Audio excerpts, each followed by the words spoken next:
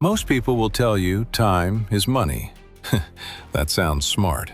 It fits on a poster, but it's actually one of the most dangerous lies modern culture ever normalized, because it implies an exchange rate, that you can trade one for the other, and you can't. You can always earn more money. You can work overtime, start a side project, sell something, get a raise. Money regenerates. Time doesn't. Time is the one resource on this planet that moves in a single direction at a fixed speed and never, under any circumstance, comes back.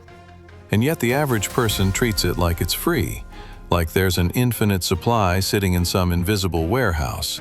8 hours a day. That's how much time the average adult spends on things that build absolutely nothing.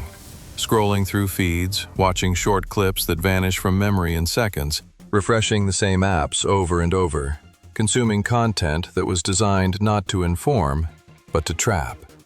8 hours, every single day. Now do the math. 30 days in a month, 8 hours a day. That's 240 hours per month that simply evaporate. And here's where it gets brutal. If every one of those hours had a price tag of $1,000 attached to it, that person would be burning $240,000 every single month. Not in a year, every month. $250,000. Gone. And the terrifying part? They wouldn't even notice, because time doesn't send invoices. It doesn't show up on a bank statement. It just quietly disappears while you wonder why nothing in your life is changing. There was a guy, late 20s. Let's call him Daniel. Average job, decent paycheck, nothing special. He lived what most people would consider a normal life. Woke up, grabbed his phone before his feet even touched the floor, spent 45 minutes cycling between the same 4 apps. Got ready, went to work, came home. Then the real routine started. Couch, television, phone in one hand, remote in the other. He'd watch clips of entrepreneurs building companies, athletes training at 5 in the morning, artists creating things that made people feel something. And he'd think, man, I wish I could do that. Then he'd keep scrolling. 5 years of that. Not 5 weeks, not 5 months, 5 years. Same couch, same apps, same thought. And one Sunday morning, for reasons he still can't fully explain, he sat down with a napkin and a pen. Not a fancy journal, not a planning app, a napkin. And he started estimating. How many hours per week did he spend on things that didn't build anything, didn't teach him anything new, didn't bring him 1 inch closer to a single goal he actually cared about? The number was so bad he counted it twice. Over 50 hours a week.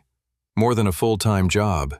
He was essentially working overtime at becoming nobody. Clocking in every single day to a career in stagnation. And nobody was forcing him. That was the worst part.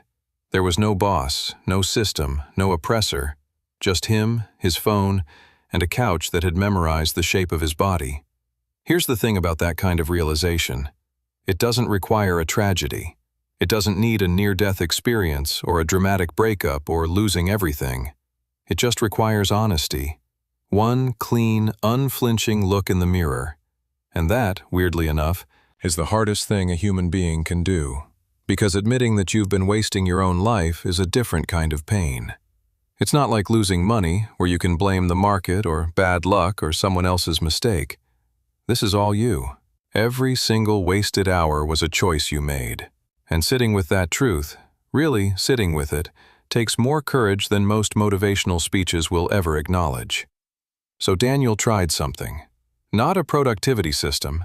Not a morning routine stolen from some billionaire's biography, not a 30-day challenge he found on the internet.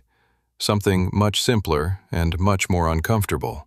He decided to treat every single hour of his day as if it cost him $1,000. Cash. Out of pocket. Non-refundable.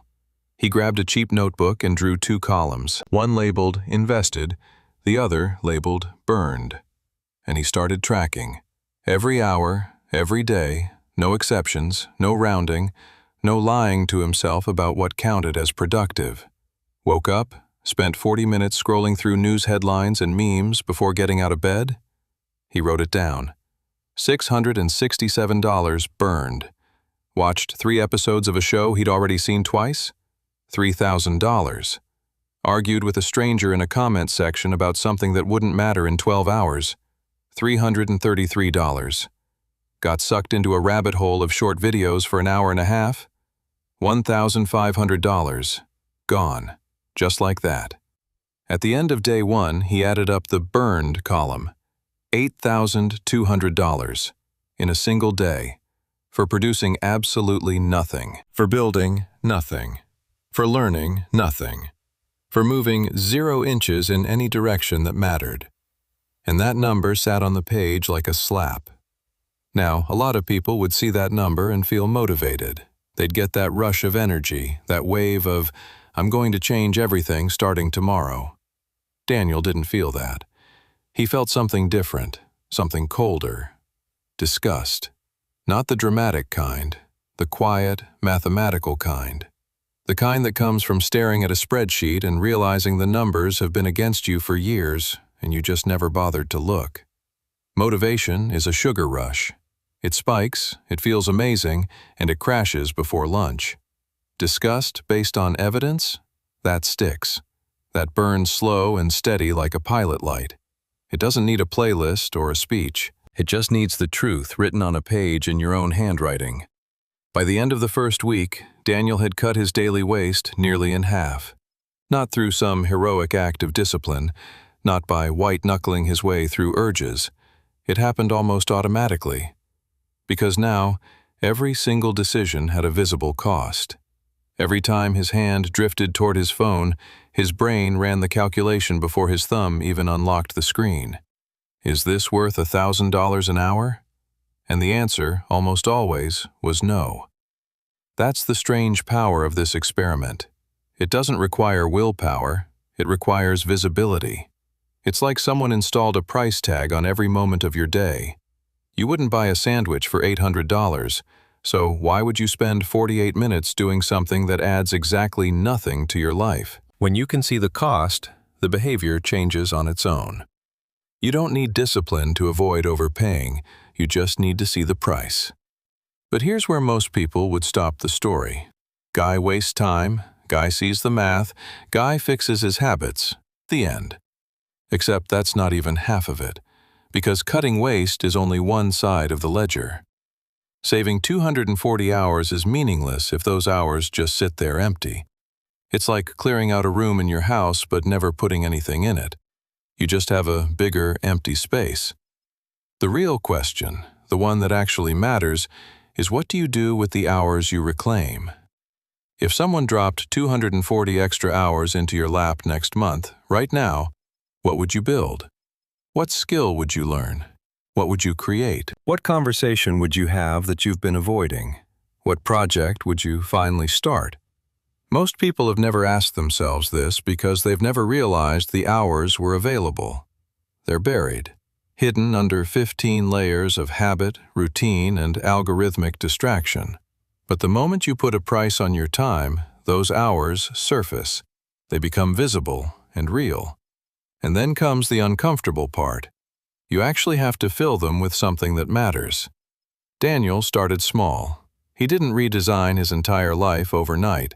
He didn't adopt 12 new habits on a Monday morning. He replaced one block. The 45 minutes he used to spend scrolling in bed every morning became 30 minutes of reading. Not self-help books, not motivational fluff. Technical manuals for graphic design, a skill he'd been telling himself he'd learned for 3 years. 3 years of, I'll start next month. 3 years of bookmarking courses he never opened. 3 years of watching other people's design work and thinking, that looks cool. Now he was actually doing it. Not because he was suddenly passionate, not because some invisible force of motivation descended upon him, but because he reframed the math. 30 minutes of learning a marketable skill? $500 invested in himself. 30 minutes of scrolling through the same recycled content? $500 burned. Same time, same 30 minutes. Completely different line in the ledger. And he tracked that too. Every invested hour went into the left column.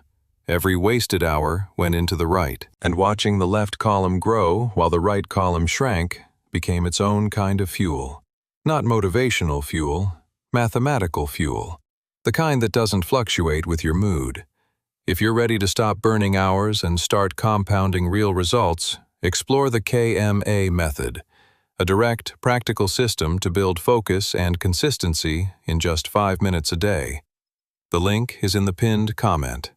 Within 2 weeks, the ratio had flipped entirely. He went from burning $8,000 a day to investing $4,000 or $5,000 and only burning 1 or 2.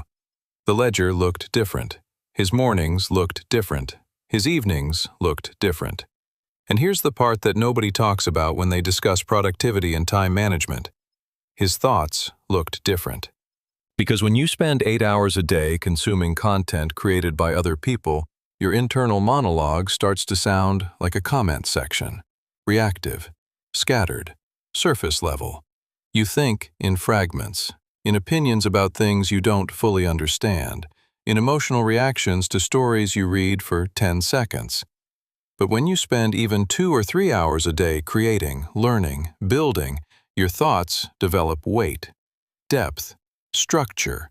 You start having ideas instead of just reactions, opinions based on experience instead of headlines.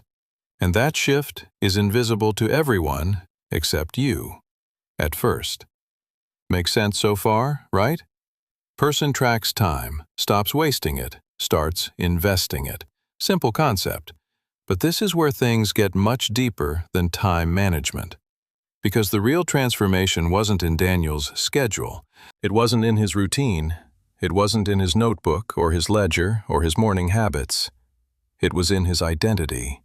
And identity is where the game is really played. See, here's what 8 hours a day of passive consumption does to a person over time. It doesn't just waste hours. It rewires who you believe you are. When you spend the majority of your waking life watching other people do things, your brain starts to categorize you. Not consciously, subconsciously. It files you under audience member, spectator, consumer. And that internal label becomes a self-fulfilling prophecy. You don't start that business because you don't see yourself as someone who starts businesses. You don't learn that skill because you don't see yourself as someone who learns skills. You don't create that thing because deep down, you've internalized the belief that you're someone who watches, not someone who makes. And the cruelest part? You don't even know it's happening. It's like gaining weight, slowly, 1 pound a month. You don't notice day to day, but 5 years later you look in the mirror and don't recognize the person staring back. Except this isn't physical weight, it's identity weight. The accumulated mass of thousands of hours spent being passive, pressing into your self-concept until it solidifies into something that feels permanent. But it isn't. The $1,000-hour experiment cracks that mold, not because it forces you to be productive, but because it forces you to confront a question every single hour of every single day. Am I a consumer right now, or am I a creator? Am I spending, or am I investing? Am I watching someone else's life, or am I building my own? And when you ask that question enough times, something breaks. The old identity can't hold, because you're no longer feeding it. You've cut off the supply. The 8 hours of daily consumption that kept reinforcing you're just a spectator are gone, and in their place, you're doing things. Small things at first, reading a chapter, practicing a technique, writing a paragraph, reaching out to a potential client. But each one of those small actions is a vote, a tiny ballot cast for a different version of yourself. And after 30 days of voting, the election results start to change. By day 20, the people around Daniel started to notice. Not because he told them about his experiment, he didn't post about it, he didn't announce some grand transformation. They noticed because he was different in ways that are hard to fake. He was sharper in conversations. He actually listened instead of waiting for his turn to talk. He had thoughts rooted in things he'd read and practiced, not things he'd scrolled past between ads. He asked better questions. He remembered details. He was more present, more engaged, more there. like someone had turned up the resolution on his entire personality.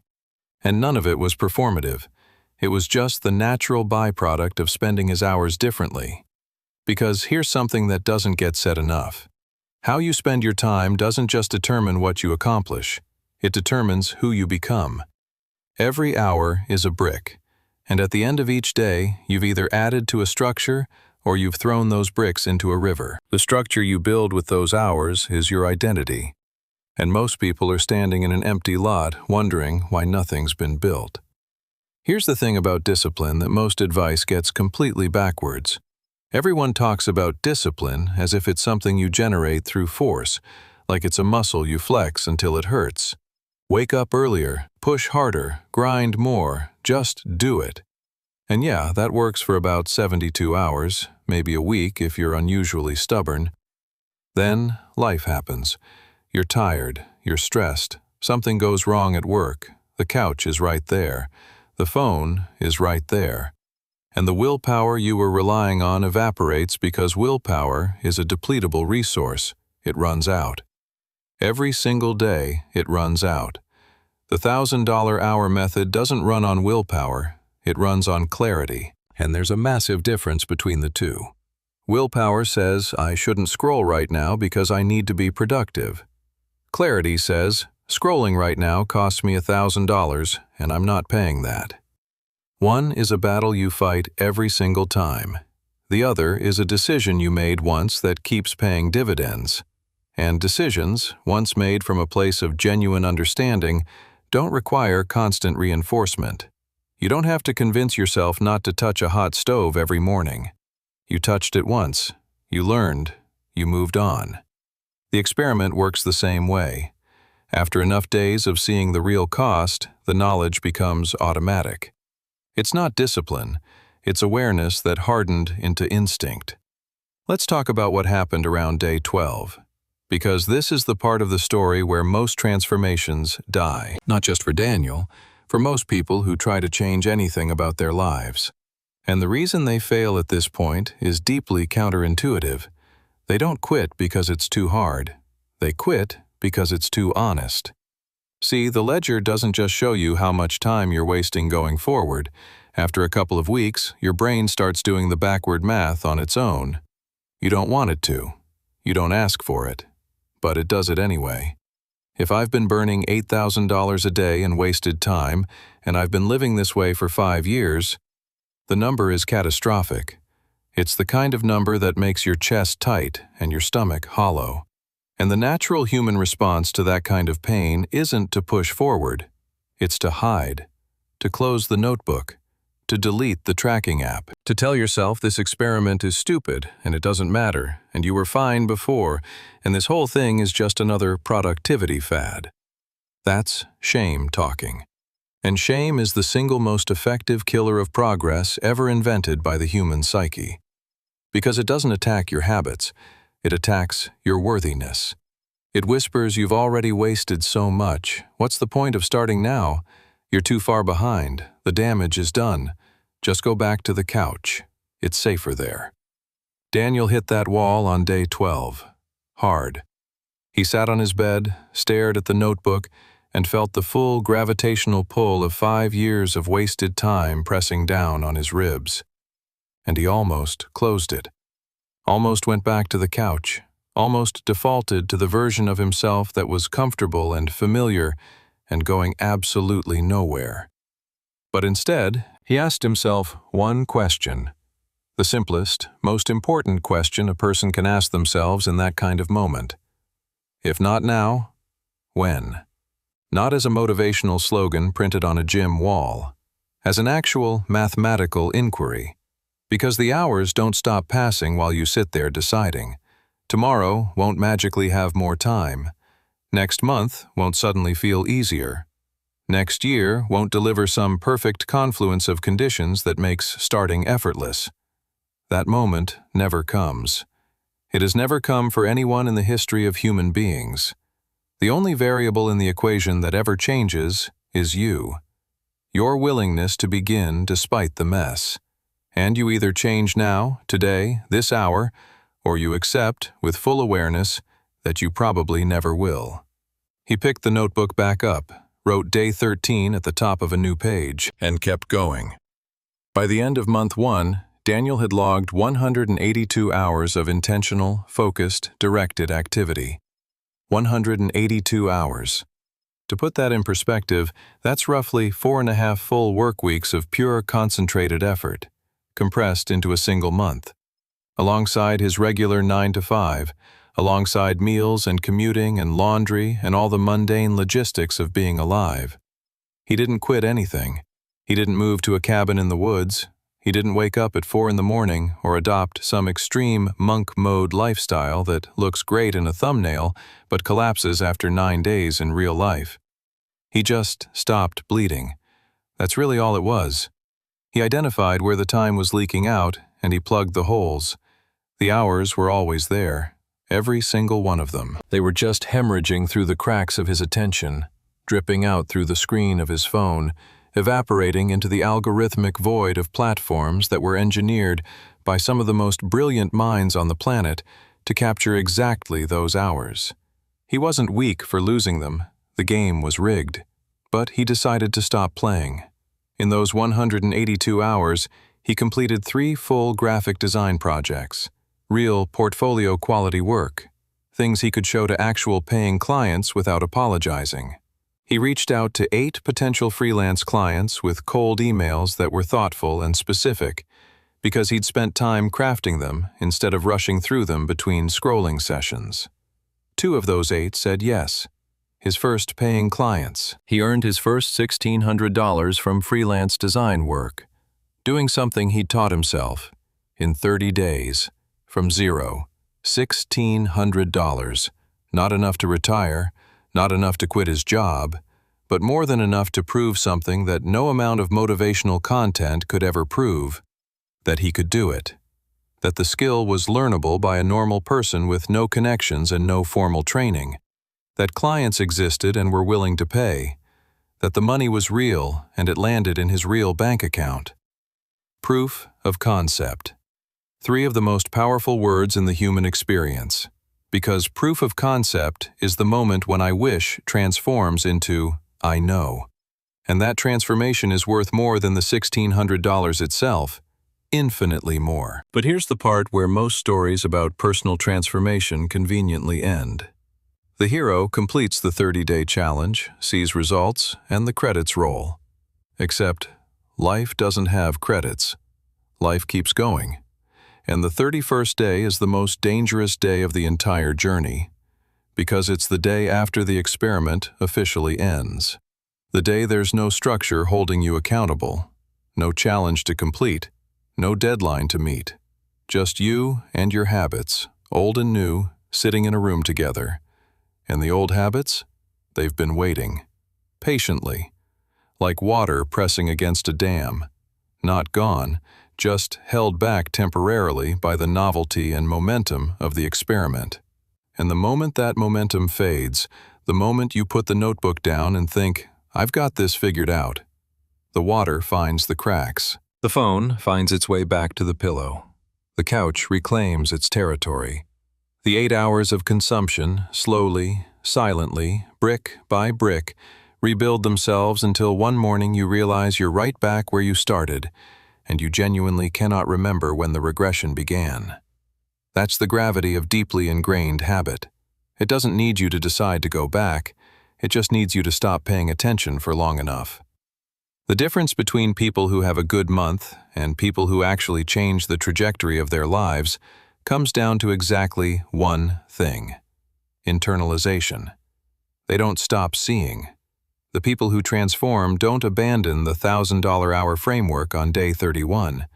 They absorb it.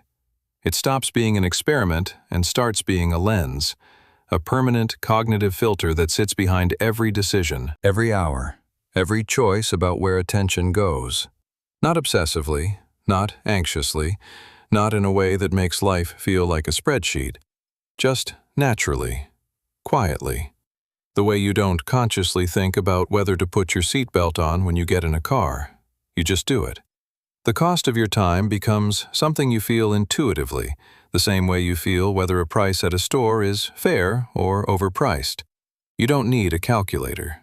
You don't need a notebook. You just know. And once that lens is installed, it doesn't come out, because you can't unsee what you've seen. You can't unlearn that your 240 discretionary hours per month have a value. You can't go back to pretending that time is free once you've experienced, in your own life, in your own ledger, what happens when you treat it as expensive. Month 2 for Daniel was a fundamentally different experience than Month 1. In Month 1, the game was awareness, seeing the waste, feeling the sting, plugging the leaks, starting to invest in something, anything, that pointed in a direction. Month 2 was about compounding, and compounding is where the magic actually lives. Because here's what almost nobody explains when they talk about habits, skills, and self-improvement. The returns are not linear. They never are. They're exponential. And exponential growth has a cruel property. It looks like nothing is happening for a long time, and then, seemingly overnight, everything changes. That first month of learning graphic design gave Daniel basic competence. He could use the software. He understood the principles. His work was decent in the way that a first draft is decent. Functional, but unimpressive. But Month 2, with another 160 invested hours stacked on top of the first 180, the quality jumped. Not incrementally, dramatically. Because skills don't grow in straight lines, they grow in curves. The first 100 hours of anything feel slow, clumsy, frustrating. You're building the foundation, laying invisible groundwork. It doesn't look like progress because none of it shows on the surface. But the second 100 hours? That's where the foundation starts to hold weight. You're not starting from zero anymore. You're building on top of something solid. And every hour invested at this stage multiplies the value of every hour that came before it. By the end of Month 2, Daniel's design work was unrecognizable compared to his Month 1 output. His freelance rate had gone up because his portfolio warranted it. He had 5 active clients instead of 2. His monthly freelance income had crossed $4,000. Still, not life-altering money by itself, but the trajectory was unmistakable. The slope of the curve had steepened, and anyone with basic mathematical intuition could project where that curve was heading if it continued for another 6 months, another year. The compounding wasn't just financial. His learning speed had increased. Concepts that took him 3 hours to grasp in Month 1 took 45 minutes in Month 2. His creative output was faster, sharper, more confident. Not because he'd become a genius overnight, but because he'd crossed the threshold where effort transforms into ability. And all of it, every single data point on that curve, was traceable back to hours that used to belong to a couch and a phone screen, and an infinite scroll that led absolutely nowhere. Month 3 is where the story transcends the category of productivity hacks and self-improvement tips and becomes something more fundamental. Something about what it means to be alive and what it means to waste that aliveness. Because by Month 3, the transformation had become structural. It had stopped being something Daniel was doing and had started being something Daniel was. The notebook was still sitting on his nightstand, but he barely opened it anymore. Not because he'd quit, because the tracking had become internalized, automatic, like breathing. His default state had changed at the operating system level. Where he used to default to consumption, he now defaulted to creation. Where he used to default to reaction, scrolling through whatever the algorithm decided to serve him that day, he now defaulted to intention, actively choosing where his attention went. Deliberately deciding what the next hour would be about rather than letting the next hour happen to him like weather. And that distinction, the difference between letting life happen to you and choosing what happens next, might be the most important distinction a human being can understand. Most people live in passive mode. They don't realize it. They'd argue against it if you told them, but their behavior tells the truth that their words won't. Life happens to them. Content happens to them. Mornings happen to them. Evenings happen to them. Weekends happen to them. And then Monday comes and they wonder where the time went. The $1,000-hour experiment, if you actually do it, if you take it seriously for more than a week, moves you from passenger to driver. You take the wheel. Not in some aggressive hustle culture, sleep when you're dead kind of way, not with motivational screaming or aggressive morning routines or the barely concealed anxiety that fuels most productivity content. In a calm, deliberate, measured way. The way a person walks who knows exactly where they're going. Not rushing, not panicking, just moving with purpose because the destination is clear and every step is chosen. That calm intentionality, that quiet sense of direction, is worth more than any amount of frantic productivity ever could be. By the end of 90 days, here's where Daniel stood. He had a growing freelance income stream that was on pace to match his day job within 6 months. He had a professional-grade skill he'd taught himself from absolute zero. He had a portfolio that opened doors he didn't even know existed 3 months earlier. People were reaching out to him now instead of the other way around. He'd lost 12 pounds, not because he went on a diet or joined a gym or followed some influencer's transformation plan, but because 3 of the hours he reclaimed each day went to cooking real food and walking through his neighborhood instead of sitting motionless on a couch being fed content through a screen. He had read 14 books, not skimmed, not summarized in an app. Read, cover to cover. Books that fundamentally changed how he thought about money, about systems, about relationships, about his own psychology and the ways it had been working against him for years. He had repaired 2 friendships that had been deteriorating slowly because he finally had the time and, more importantly, the mental bandwidth to invest in other people instead of being perpetually distracted. He slept better because his brain wasn't marinating in blue light and dopamine spikes until 1 in the morning. His anxiety, which he'd carried for years like a backpack full of wet sand, had reduced significantly. Not vanished, reduced. Because anxiety feeds on purposelessness and chaos, and his life had dramatically less of both. And every single piece of that, the income, the skill, the weight loss, the books, the friendships, the sleep, the reduced anxiety, all of it came from one decision, not 100 decisions spread across 100 mornings. 1. A single decision to see his time for what it was actually worth, to stop treating hours like they were free, abundant, disposable, and start treating them like they were the single most expensive thing he would ever own. Because they are. Not just for Daniel, for everyone. Your hours are the most expensive asset in your possession.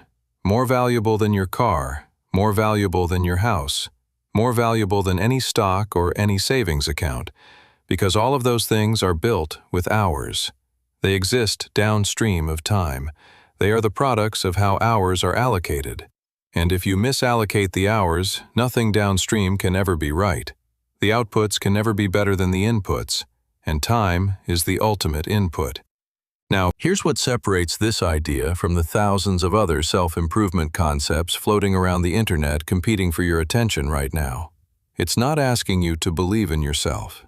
It's not asking you to find your passion or discover your purpose or identify your calling. It's not asking you to manifest something or visualize your best life or repeat affirmations in a bathroom mirror at 6 in the morning. It's asking you to do math. Cold, honest, unsexy, uncomfortable math. How many hours did you waste today? Multiply by 1,000. That's what it cost you. How many hours did you invest in something that builds? Multiply by 1,000. That's what you earned. At the end of the month, subtract the burned from the invested. That number is the truth. Not the truth you tell yourself. Not the curated truth you post about. The truth that the ledger reveals when nobody else is watching and there's nowhere left to hide. And the beautiful, terrible thing about math is that it has no feelings. It doesn't negotiate. It doesn't offer extensions or make exceptions for bad days. It just tells you, with perfect neutrality, exactly where you stand. And from that position of brutal clarity, you get to choose where you go next. There's a concept that traces back centuries in Japanese philosophical tradition. The idea that every person experiences 2 deaths. The first is biological. The body stops. The heart quits. That's the death everyone fears. But the second death, the one that matters far more, is the last time anyone speaks your name. The last time your existence ripples through another person's consciousness. And between the moment of your birth and that second, Final disappearance, the only raw material you have to work with is time. That's it. Hours, days, months, years. Time is the clay from which a life is sculpted, and what you build with it, whether it's a skill, a business, a family, a body of work, a community, an impact that outlasts your biological machinery, that's your legacy. Not what you intended to build, not what you planned to build on a whiteboard during a weekend of inspiration. What you actually built, with the hours you were actually given, one at a time. 240 hours a month. That's what's sitting on the table right now for the vast majority of people hearing these words. Not 2 hours, not 5, not 20, 240. Exposed, available, waiting. That is enough to learn a new language to conversational fluency. Research consistently shows it takes roughly 480 hours of focused practice to reach functional conversational ability in a new language. That's 2 months of reclaimed time. Just 2. That's enough to build a small business from concept to first paying customer. Enough to write the first complete draft of a book. Enough to learn to play a musical instrument well enough to enjoy it for the rest of your life. Enough to completely rewire how your brain approaches problems, processes information, and relates to the world around you. 240 hours is not just a number on a page. It's a fortune, a monthly fortune. And most people spend it like it's loose change they found in a coat they forgot they owned. So here's the question that actually matters. Not philosophically, practically. If you started tomorrow morning, if you grabbed any notebook, opened to a blank page, wrote tomorrow's date at the top, drew 2 columns, labeled one invested and the other burned, and tracked every single hour for 30 straight days with a $1,000 price tag attached to each one, what would your ledger look like at the end of those 30 days? Would you be proud of where the money went? Would you look at the invested column and feel something solid and real building in your chest? Or would you be staring at a 6-figure deficit with nothing to show for it except a very thorough knowledge of what other people posted that month? Because the hours are passing right now, this second, this exact moment. The clock doesn't know whether you've made a decision. It doesn't care. It doesn't pause while you think it over, or wait until you feel ready, or give you a more convenient starting point next month. It is spending your money right now, $1,000 at a time. Whether you've decided what to buy with it or not, and the only thing that changes, the only variable that shifts, the only lever you can actually pull, is what you choose to do with the next hour. That's the entire game, not the next year, not the next month. The next hour. $1,000. Starting now. If this message hits you, don't just feel it, use it. Start with the next hour. And if you want a structured way to train that discipline daily, explore the KMA method. Just 5 minutes a day to strengthen focus and control. The link is in the pinned comment. See you in the next video.